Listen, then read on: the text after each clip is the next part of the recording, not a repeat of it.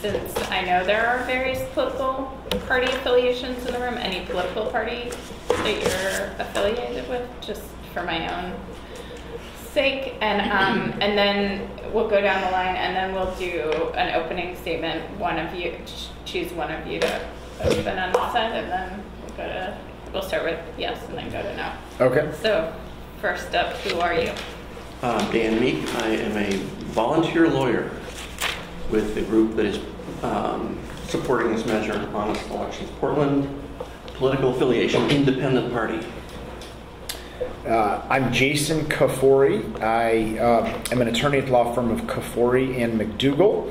When I'm not representing hurt, injured, wronged citizens, I volunteer my efforts to get big money out of politics with the Honest Elections. I help organize this effort, and I am on the State Council of the Oregon Progressive Party. My name is Moses Ross. I am a local businessman, small business owner in Southwest Portland. I'm also very involved in the state and local county Democratic Party. And I'm one of the members volunteering on this campaign. All right, my name is Julia DeGraw, and I ran for Portland City Council and part of my campaign was to get big money out of politics. I didn't take any corporate donations, and now I'm working for Portland Forward, an organization that's working that strongly supports honest elections, and so I'm putting a lot of my time into honest elections. And I am a registered Democrat. I'm Kyle Markley. By day, I'm an engineer. My political affiliation is Libertarian. I happen to currently be the chair of the Libertarian Party of Oregon, although I am not here representing the party today. I'm also a candidate for state representative in House District 30, and I oppose this measure. Thank you. So who is... Dan and I will just do a brief opening joint statement, if that's okay. In 2016, the Multnomah County Charter Review Commission referred to the voters Measure 26-184. This city measure that we have, Measure 26-200, is structured very similarly. The 26-200 just flushes out some more details. I'll let Dan get into the details between the difference. 26-184 passed with 88.6% of Multnomah County citizens supporting it. In the city of Portland, it was actually over 90% of the citizens supported it. And of all the charter reviews, I don't have the exact number, but it got something like 40 or 45,000 more yes votes than any of the other charter review amendments that were sent. So the bottom line here is that we in Oregon are one of only 5 or 6 states that don't have any limits at all on how much money politicians can receive. We think of ourselves as a progressive, model for the country, and especially in the city of Portland, we think of ourselves as a progressive city. But when it comes to money in politics, the state of Oregon was ranked by the Center for Public Integrity a few years back, number 49 out of 50 in how we finance our election systems. The reason we need campaign finance reform is that our elections at the city level here are much more expensive than our northern neighbor Seattle. This measure has a $500 limit per individual donor. We got that number because we looked at Seattle. Seattle had a $700 limit for a long time. They recently, about 3 or 4 years ago, dropped it down to $500.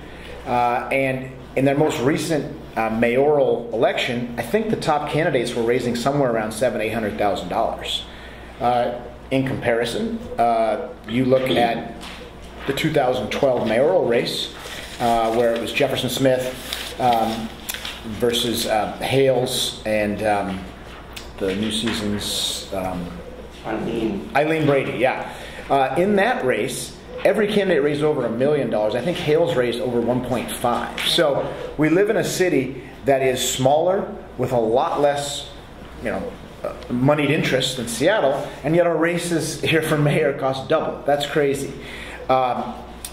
If you look at this current race for city council, one of the candidates, Loretta Smith, has taken 80% of her donations, volume-wise, of citizens giving $1,000 or more. Whereas her opponent, Joanne Hardesty, has taken a vast majority of her donations under $500. She has some larger donations that she's had to take, but as she describes it, she's a big supporter of this measure, and it's an arms race. Her opponent's already raised $200,000 more than she has. So why are we doing this now? What we learned from 2016 was that A, the citizens want this. B, we learned that this is changing the way elections are happening in our city. From the county races, from those results, the county commissioner race in 2018 primaries, almost everybody followed the $500 limits pretty well. I mean, there was some exceptions. I think Sushila raised some donations over $500. But in general, most of the candidates followed the rules. And how can you not support the will of the 88.6% of the voters? It's just a really hard argument for a politician to make. So right now we're going on 26-184 up to the courts. I'm sure we'll talk more about the constitutionality issues involved. We believe it's constitutional. There are 37 other states that have almost the exact same free speech clause in their state constitutions and have contribution limits. The federal U.S. Supreme Court has upheld contribution limits over many different opinions. And we believe that the Oregon Supreme Court will both follow the will of the voters and other states and the federal constitution and decide that limits on contributions in Oregon are constitutional. Simultaneously, we're going to be making efforts in 2020 and beyond to move this getting big money out of politics effort to other local districts and statewide, with potentially a statewide measure to change the Constitution in 2020. So our Honest Elections team believes this is a long-term effort, that the citizens support it, and that it's good policy and will make for a healthier democracy and allow an even playing field for more people to participate. Dan, you want to add any? Sure. Oregon is a distinct outlier when it comes to limiting campaign contributions and requiring disclosure. It's an outlier on the bad side. While Jason mentioned that the Center for Public Integrity ranked Oregon 49th out of 50 states in terms of how effective the campaign finance system is in avoiding corruption. This year, the Koch brothers funded Institute for Free Speech ranked Oregon #1 in America for having the best system of campaign finance reform. I'm sure that Kyle will be applauding that. In essence, the amount of money spent on all levels on political campaigns in Oregon has increased by a factor of 10. It's 1,000% since 1996. The Oregonian has reported we have the most expensive per capita races for the legislature of any state except New Jersey. Even for little House races, which can be won with as few as 11,000 votes, some candidates are spending over $1 million. And in the last cycle, the top 10 House spending candidates spent an average of $825,000 each. So even small offices are now out of reach of anything even close to being what an average person can do without the backing of large corporations or large unions. Another important aspect of our measure is the disclosure requirements, what we call the tagline requirements. If the limits are for any reason not in place, or anyone makes large independent expenditures, all of the ads funded by contributions in excess of the limits or by the independent expenditures have to include in the ad itself identification of the top 5 funders of the campaign. These laws are now in effect in 8 states, including California, Washington, Maine, Connecticut. They have the most stringent ones, and it can be very effective. In 2014, for example, the Chevron attempted to take over the city of Richland, California, a city of about 100,000 people. Chevron's refinery there had been having explosions, releasing toxic gas clouds. So the Richmond City Council was debating whether to require Chevron to at least provide notice when a toxic gas cloud was on the way. Chevron decided instead to take over the city. They recruited candidates for the mayorship and all city council positions. They spent over $3 million on their campaigns. They outspent the environmentalist slate by a factor of 50 to 1. They put up every billboard in town. People were getting mailers every day, TV ads, radio ads. But California law required that they all state the major funder. So all of them had to say somewhere, major funding, Chevron Inc. And all of Chevron's candidates overwhelmingly lost. So the one way to overcome the massive advantage of money in a political campaign is to identify where the money is coming from. And that is absolutely the least we can do. Oregon has probably the worst system for providing that information to voters. Oregon used to have a law that at least said every campaign ad had to identify its source. But conveniently, the Republican-led legislature in 2001 repealed it, and the Democratic governor, John Kitzhaber, signed that repeal. Oregon is the only state that does not require a political ad to be identified in any way. All political ads in Oregon can be totally anonymous, except for ads that are governed by the Federal Communication Commission, and it's TV, broadcast TV and radio. So that's about it. We need to adopt this all over the state. So when the Oregon Supreme Court finally eliminates its 1997 Van Natta decision, which is charitably referred to as Citizens United on steroids, it's far worse than Citizens United. Citizens United just said independent expenditures can't be limited, but what Van Natta said is that not only cannot independent expenditures be limited, neither can contributions. The Supreme Court half repudiated that in 2009 in a case involving limits on lobbyist gifts to legislators. They said, well, we really didn't mean it, and they expressly repudiated essentially half the basis for the 1997 Van Natta decision, but they need to be confronted with it again. And that's what this will undoubtedly result in, because Kyle Markley is here to file the lawsuit. Just like he filed a lawsuit against our state measure, we filed a measure for 2020, and Kyle Markley is always there to file lawsuits to keep measures off the ballot. Have you filed for 2020? Yes. Okay. Yes, Kyle is challenging that in it's in Court of Appeals. No, it's in Circuit Court. Right. On the basis that it's more than one amendment, even though virtually the exact same measure was fully litigated as being only one amendment by the Oregon Supreme Court in 2006. Kyle. My turn? Okay. I have first a very narrow argument about this particular measure, and then I want to give a broader argument about the idea of limits in general. So on this particular measure, it's unconstitutional. We know it is. Article 1, Section 8 of the Oregon Constitution reads, "No law shall be passed restraining the free expression of opinion or restricting the right to speak, write, or print freely about any subject, whatever." I think that's very clear. I think political expression is obviously a part of this, and I take the words free and freely quite seriously. It means you have to be able to do it without going to the government to ask for permission or the government saying no. It means you can just do it. Now, the Multnomah County version of this measure, which, as they said, was passed in 2016, was already ruled unconstitutional, and they're appealing. The Oregon Supreme Court reiterated earlier this year that political contributions are a protected form of expression.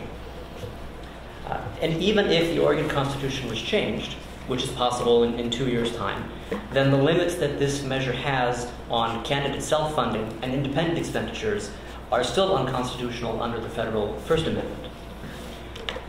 The legal challenges, which I believe are pointless, that they want to raise, could all be raised through the existing Multnomah County measure and its lawsuits. The Portland City version is completely redundant, serves no purpose. The only actual effect it will have is it will cause more litigation at more taxpayer expense. And we shouldn't be not willing to waste that taxpayer money on this. It's already happening in the Multnomah County version. Now, the broader argument against limiting free speech. The theory of limiting campaign contributions, I think, is really that People see a problem in large contributions that it gives special interests, generally, undue influence over the elected officials. And I have a stereotypical bad example, which I printed big, which may or may not be legible on the, for the video. So I'll just read through the points. Step 1, there's a legislative candidate and they announce their platform. Step 2, a special interest identifies them as a likely ally. So step 3, that interest makes a large contribution to the candidate. Step 4, then, the candidate spends this contribution on political speech. And step 5, that speech persuades the electorate enough to vote for that candidate. So that step 6, that candidate then wins the election.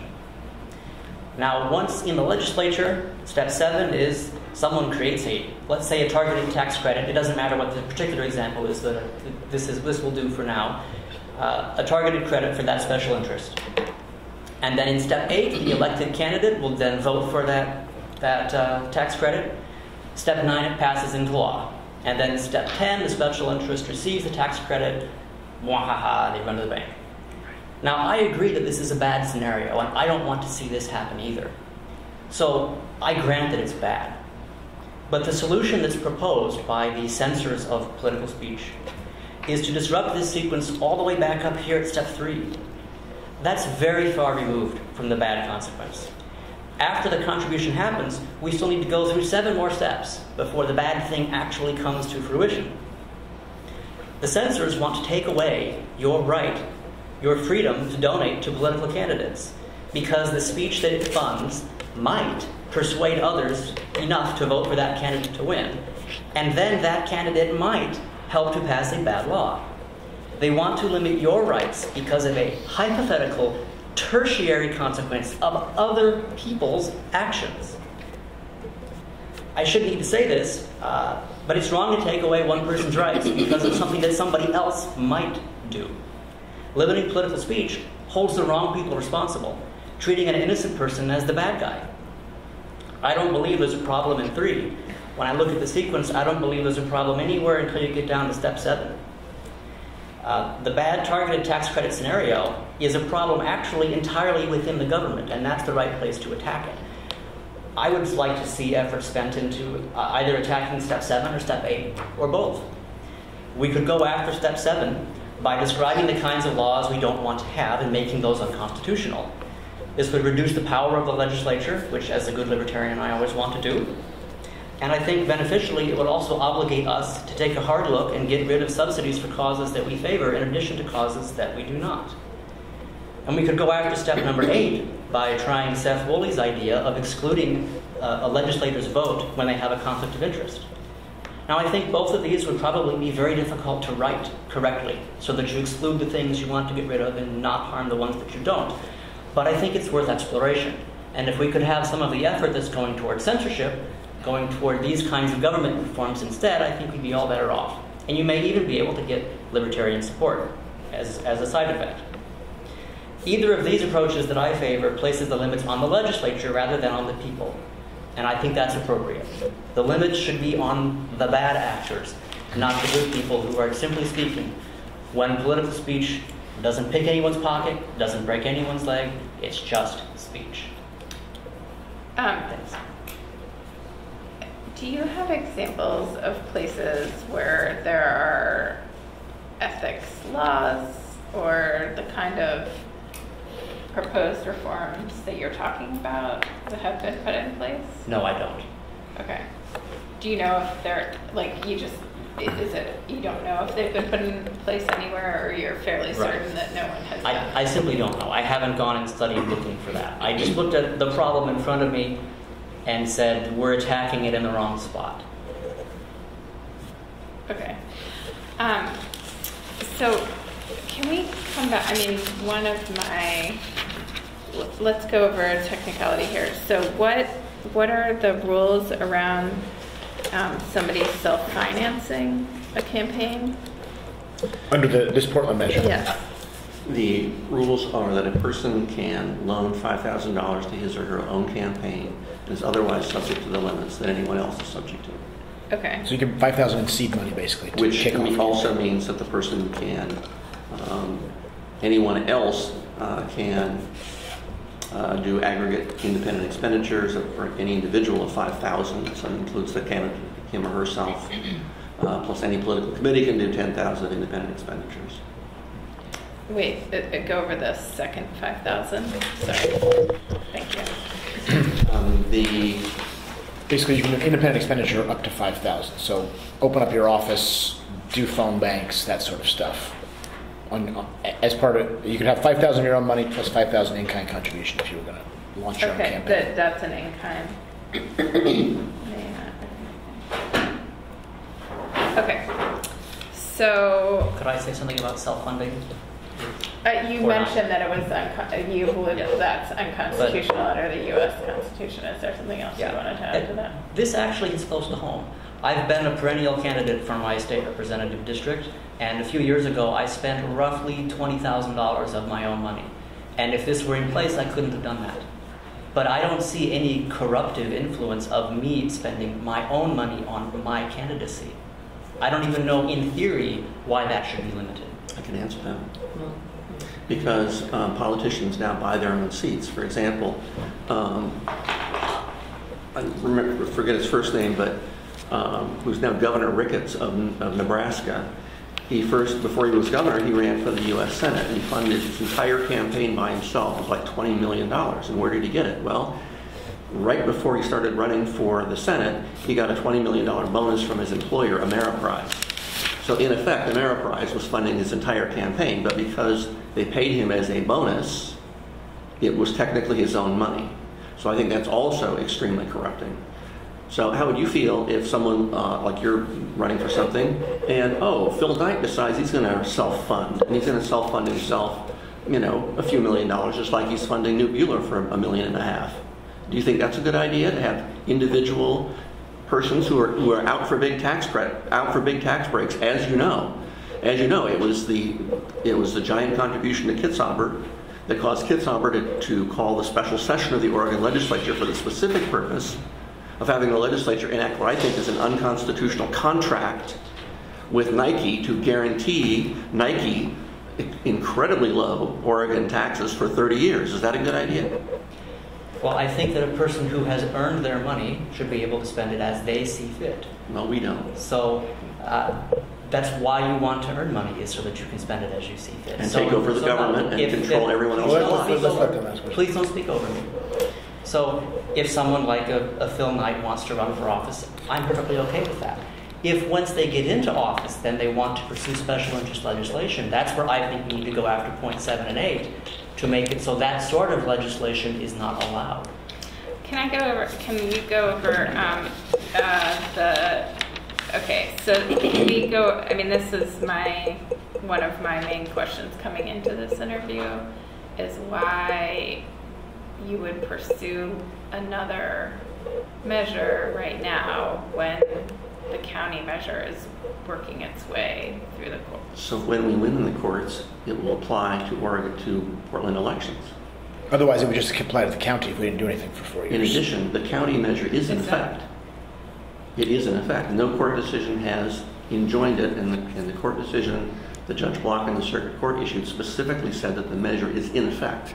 Well, I would like to make an additional point here, in which I'm working on and supporting a candidate for a county auditor, and in the auditor's race, they're definitely following this rule. Whether or not it's been deemed constitutional, they've decided they're going to respect the will of the voters, and it has really kept the cost of that election down and created a more even playing field for folks. And as a person who's actually run for office, I couldn't self-finance $20,000 to run for Portland City Council, and I did agree to not take any corporate donations in order to run for office. And I personally support this measure because I would actually make the argument that our rights and people's ability to actually engage in the democratic process have been severely limited because of the fact that most people can't imagine funding a race for city council or for the state legislature, and we're prohibiting people from running for office because it's a free-for-all in terms of the fundraising. And even with the things as they are, we have people in the county honoring these rules. And I know that if this were passed in Portland, that a Portland City Council candidate would probably think long and hard about whether or not to violate the will of voters, even if it's not found to be constitutional. It's a powerful, powerful decision that can be made by the voters of this city. And it will definitely change the flavor of politics in the city of Portland. One more point to add into that. Perfect example. Loretta Smith opposed the 2016 measure.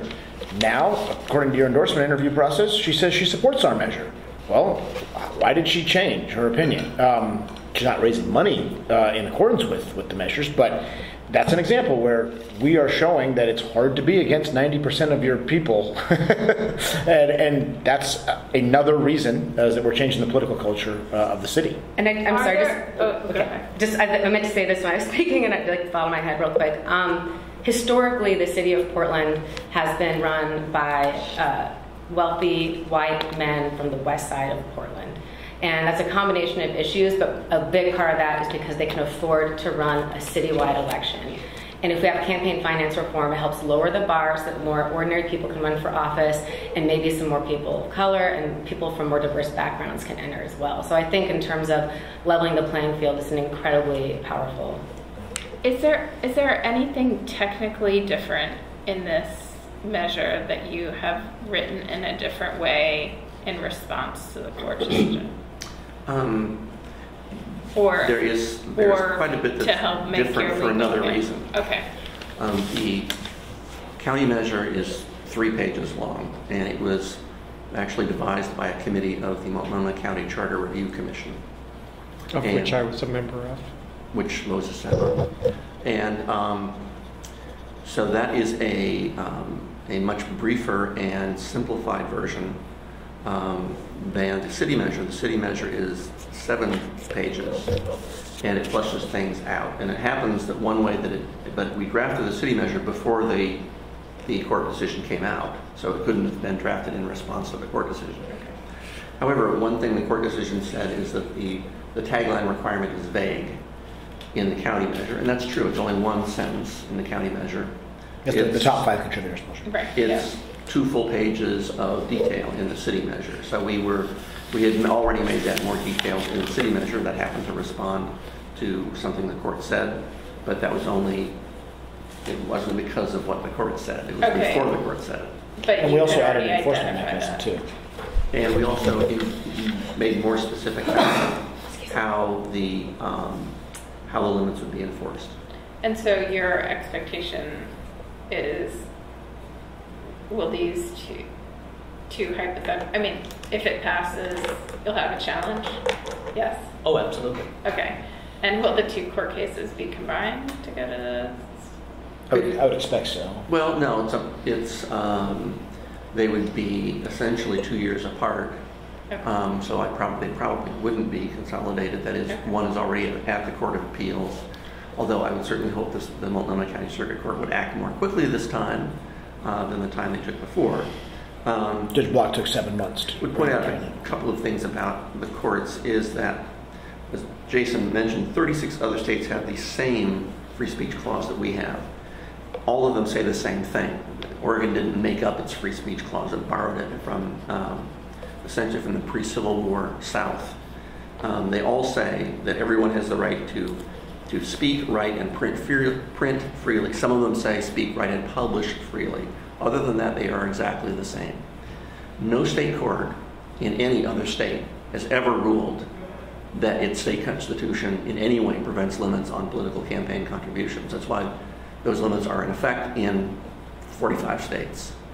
And they're in effect in 90% of all cities on the local level. The other thing about constitutionality is it's something that you have to challenge. You always have to challenge it. For example, the U.S. Supreme Court held at one point that it was unconstitutional for a state to adopt a law to forbid the capture of fugitive slaves. Well, if no one had challenged that, if no one had continued the challenge, that would still be the constitutional law in the United States. The same thing is true of same-sex marriage. That was also unconstitutional until it wasn't. So courts have to have cases in front of them in order to change their mind. And all that we're saying to the Oregon Supreme Court, which has had 100% turnover since 1996, 1997, is your mind should be the same as the other 36 states with the exact same freedom of speech clause. And the U.S. Supreme Court. And I would like to really point out, I'm very happy to be in the jurisdiction where the Supreme Court got it right. And they looked at the text and it said you can write, print, or speak freely on any subject you want, and realized that that does in fact include politics. This is one of those cases where if all your friends jump off a bridge, are you sure you want to jump off? No. The other states actually got it wrong. I think we've interpreted the free speech portion of the Constitution correctly here. Good job for Oregon. One could counter-argue that those 5 states out of 50 states represent a minority view, and thus the majority view might be being more prevalent might be actually the more practical. And popular. The last 2 city council elections we've had, I guess not quite. All right. So there's some evidence in recent city council elections that the big money doesn't win in Portland. I mean, I feel those are anomalies. Those are absolutely anomalies. In Chloe's race? Based off of... And the primary between Loretta Smith and Joanne Hardesty. It is possible to win with spending less money if you put in a large grassroots effort like the Joanne campaign is doing, which also shows that you can win when the limits are, you can run an effective campaign when your contributions are limited. We have done various analyses that update nightly. This is the latest Smith-Hardesty numbers that indicate what percentage of their funds is coming from various sizes of contributions. If you look at the 500 number, you can see that half of Joanne's money is now coming from contributions of under 500, but only 10% of Smith's money is coming in those amounts. And I would if you keep going up, you can see that the Smith campaign is very heavily dependent on large contributions, but the Hardesty campaign, of course, they have to try to compete with unlimited money to Smith, but. This is what I was going to add, is that I spoke with Joanne about this recently, and she spends multiple hours a day, every day, dialing for dollars. So she might be the grassroots candidate, and she might have more small donors, but she would much rather, and I would much rather, she have that time to be talking to voters about the issues. The thing about not having campaign finance limits is even if you have less money and you can win, I mean, I spent a huge amount of time on my campaign raising what funds I could raise and sucking my own personal network as dry as I could to try to raise the money I needed to run. With campaign finance reform, you enable candidates to actually, and voters, to focus on the issues and to focus on whether or not this person can govern, right? You know, you can actually get to the meat of the issue much more quickly when we have candidates that are not focusing a huge portion of their energy and time in raising funding. Even our grassroots candidates who are raising less money are spending as much, if not more time raising that smaller amount of money. So it's not like, I think that it's a very weak argument to say that grassroots candidates can win, so it's okay. Grassroots candidates can win, but they have to work twice as hard to get there, whereas campaign finance reform would immediately make it easier for people who might actually be really awesome at governing, but like not awesome at fundraising, to have a chance at running for office and having a conversation with voters. And just one last, just so we have an overview of where our side is at. We think the healthiest democratic system is to have limits on contributions, disclosures, and also a public funding system. I mean, where you don't have to be dialing for dollars all the time and getting small dollars. You can raise small dollars and get them matched, as we have in Portland, about to happen in 2020. Or the Seattle model, which I actually like better, is every voter gets $100.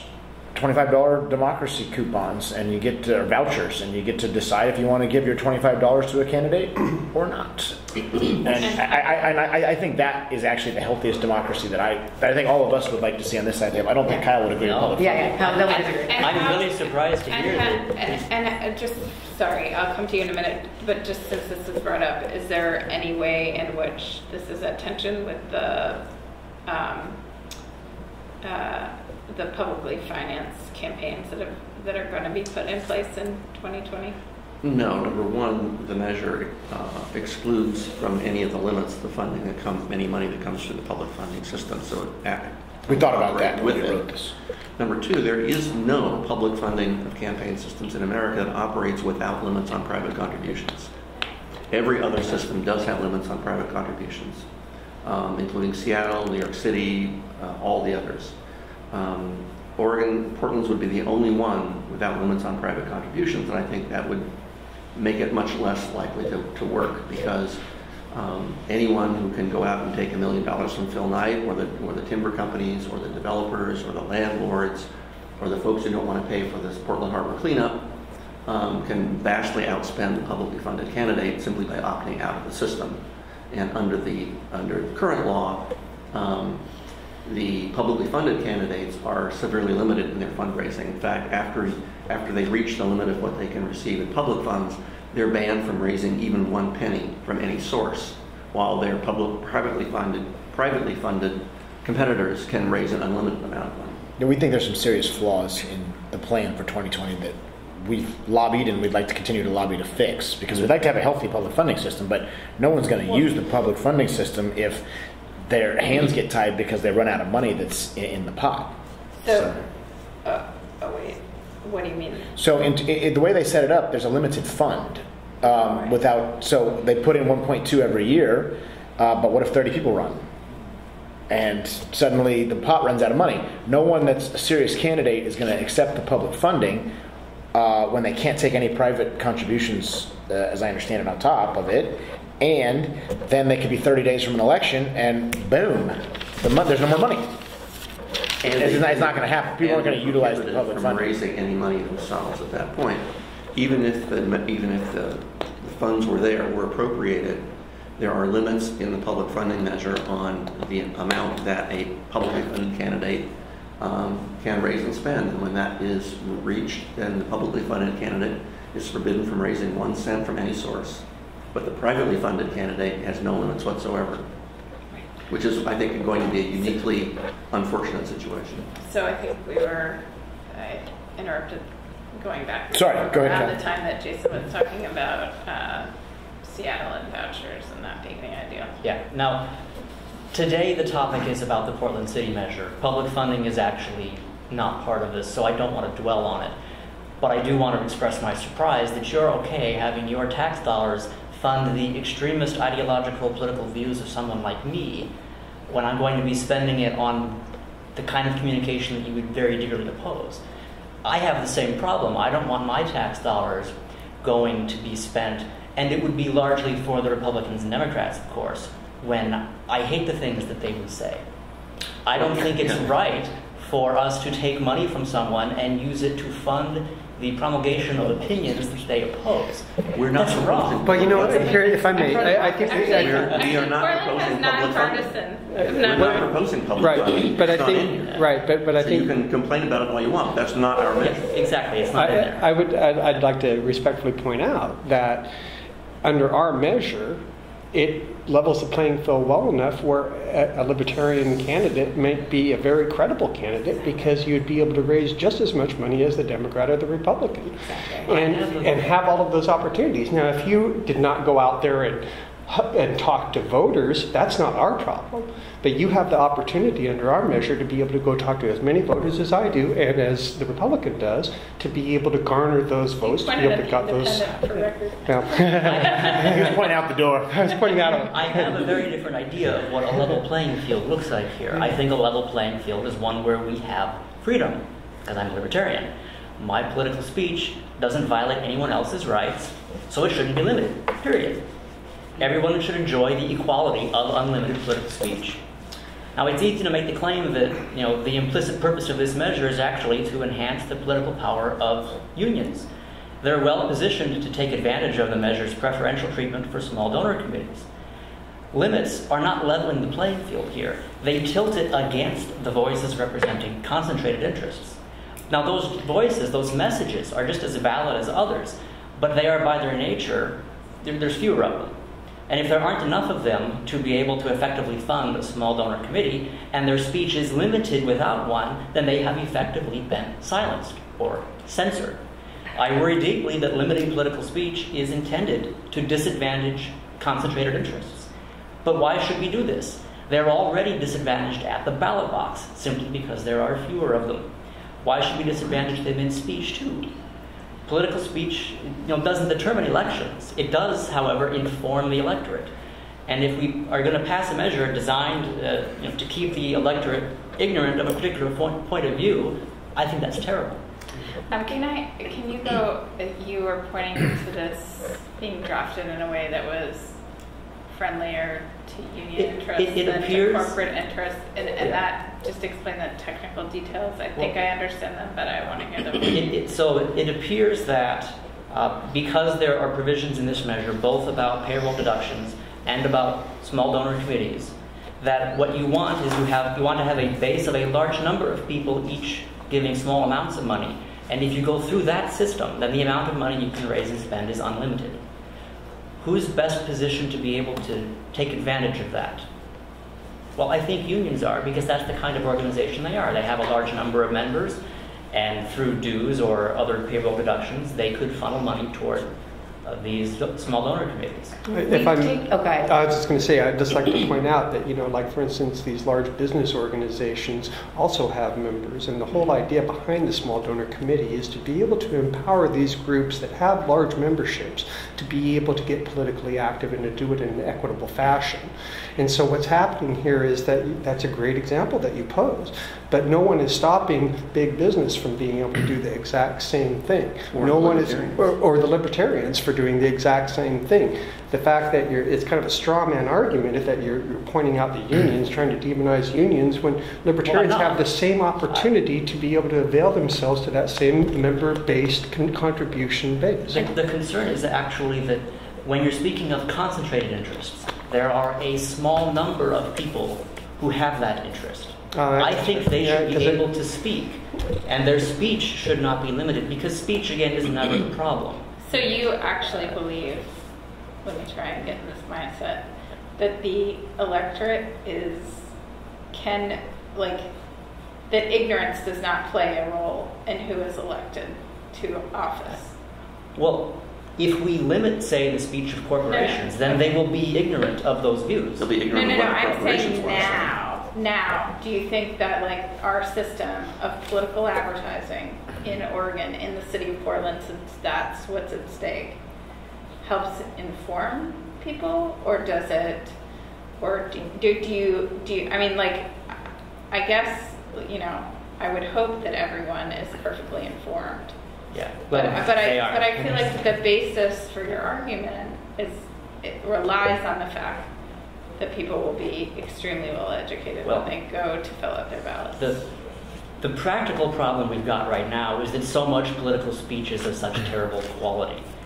People don't say what they would want to do. They don't talk about policy. They say, "Hi, I'm running for office. I'm a nice person. Please vote for me." And my opponent hates children.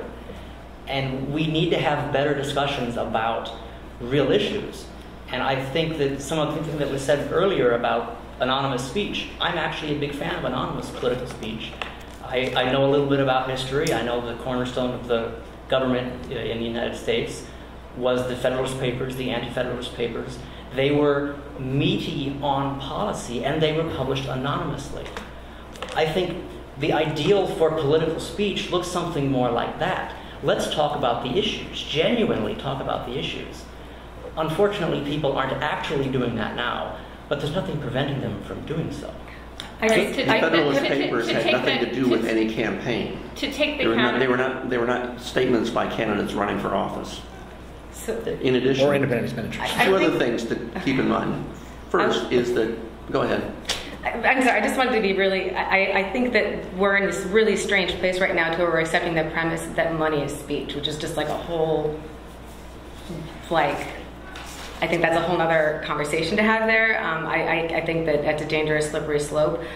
Secondly, unions actually are forced under this measure to change how they do expenditures right now. Right, very small number of people within a union can decide to cut a very large check, whereas now it'll actually make that a more democratized way in which they donate money if they have to do it through the small donor committee form. It's much more democratic, it's much more representative of actual people and their voices and what they want to see in politics, rather than some big, powerful entity just cutting a large check like corporations do. And I think also, you keep on talking about the limitation of voices that is going to happen under this change. What we have right now is hundreds of thousands of Oregonians who can't afford to make $1 million donation like Phil Knight can, whose voices are completely drowned out, if you're going to call money voice, right, by that $1.5 million donation. By limiting how much money people can contribute, the $25 donor feels like they actually kind of matter because they know that no one else is donating more than $500. It really makes it so that every voice counts significantly more, because they're not going to be drowned out by that like $1.5 million donation. So it's like, it's just very, I'm not going to cry over like some corporate donors losing their inordinate amount of power that's not representative and that is not earned by our democratic system. So anyway, you can. Just a couple of things. The Institute for Money and State Politics reports that for Oregon, 91% of the candidates for the legislature who spend the more money in the campaign win. So money obviously does have an effect on who wins and who loses.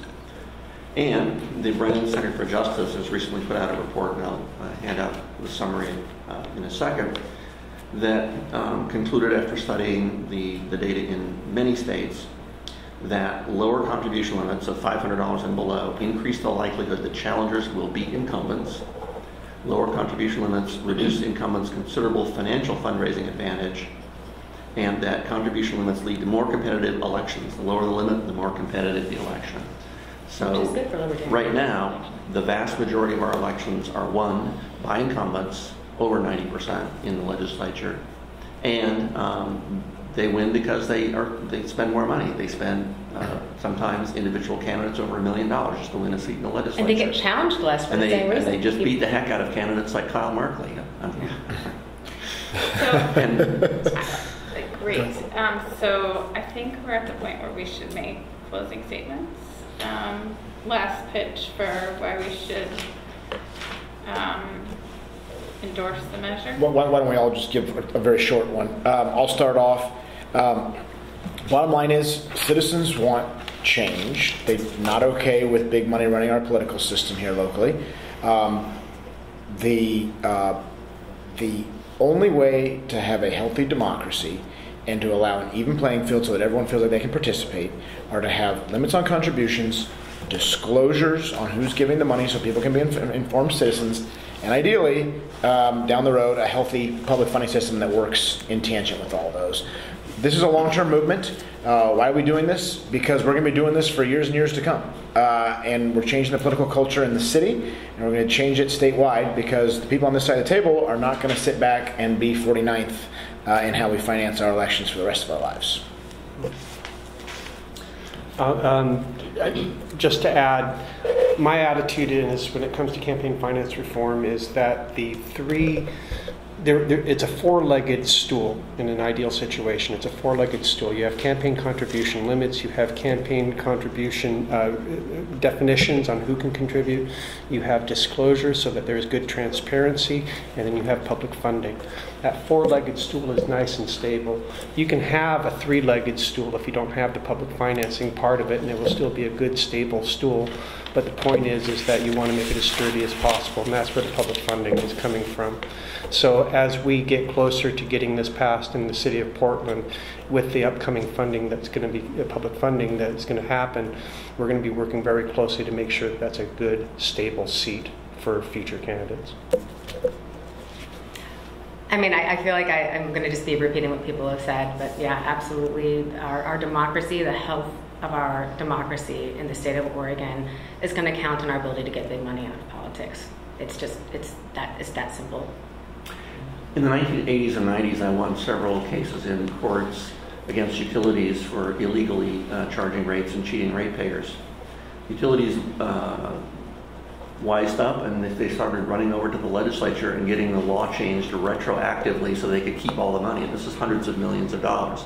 That's what convinced me that We need to change the political system in Oregon in order to prevent people from being massively ripped off by the corporations that fund the politicians.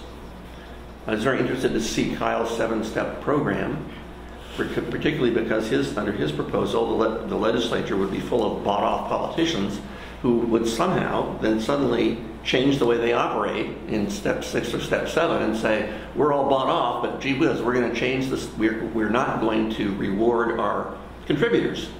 What happens then? Well, the contributors find somebody else.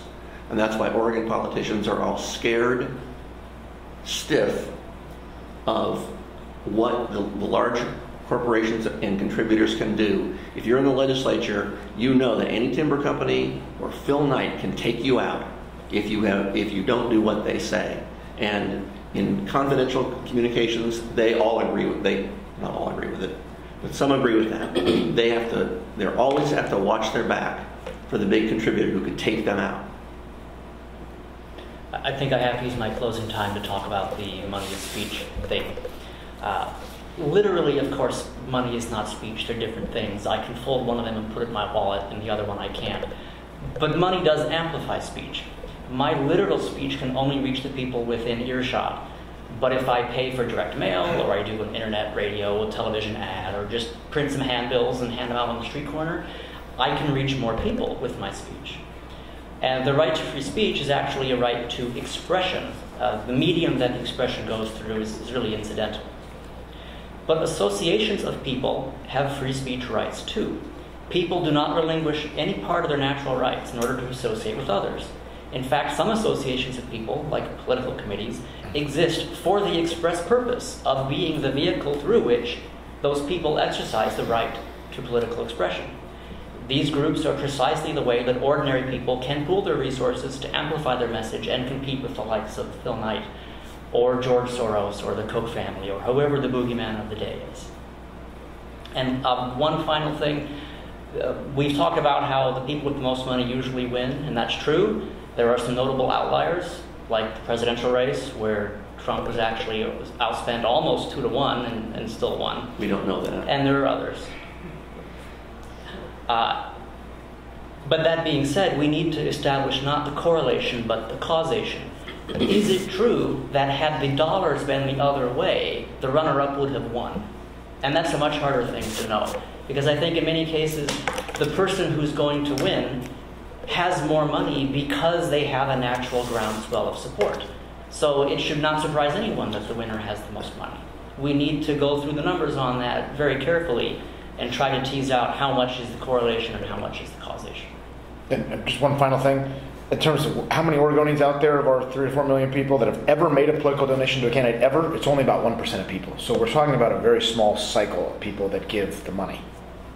That's true. Nearly, most people never contribute anything. Right. Even with the tax credit. Right. Well, the tax credit is barely used at all. Yeah. Wow. So when we're talking about who gives the money, it's all a very small little slice of human beings. Wow. I just blew my mind. Yeah, we spend more on Halloween decorations than political speech. It is kind of silly. Thank you all for coming in. Yeah, Thank you. Thanks. Thank you. Good to see you. Good to see you again. Thanks for having us. So